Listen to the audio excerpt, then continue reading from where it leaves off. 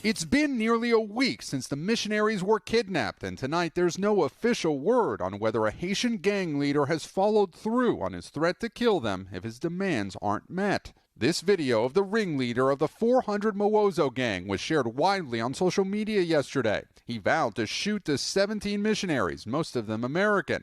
Authorities say the gang has demanded $1 million for each captive. A senior security official in the region telling the New York Times that Christian Aid Ministries is working to collect the ransom money and that none of the hostages have been harmed.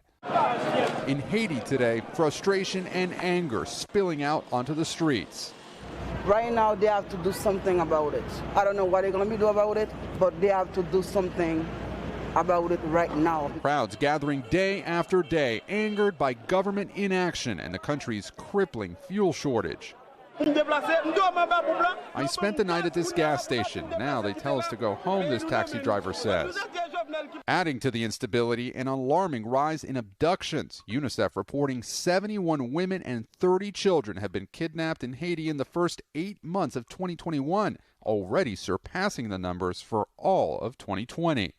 And those citywide demonstrations are creating major roadblocks for humanitarian organizations working to deliver aid. We spoke with the director of Food for the Poor virtually. The road to his compound completely closed off. Have you ever seen something like this before? This one cannot be compared to nothing else. This is the worst crisis we have been going through. Almost 120 people have been kidnapped. The crisis we are facing. Food insecurity. I've never seen so many people going to bed without getting nothing to eat. It's the worst we have seen so far.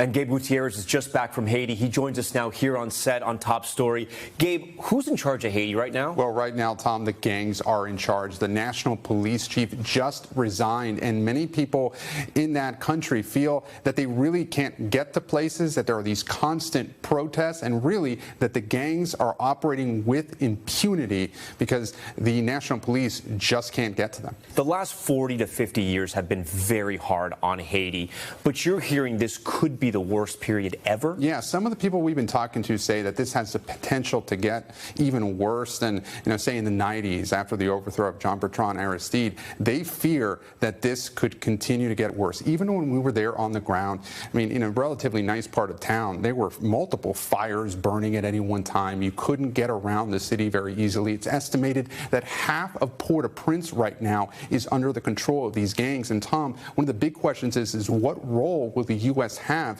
moving forward here? The State Department says that it's allocated another $15 million to help build up the national police. Gabe Gutierrez back from Haiti. We are glad you're safe.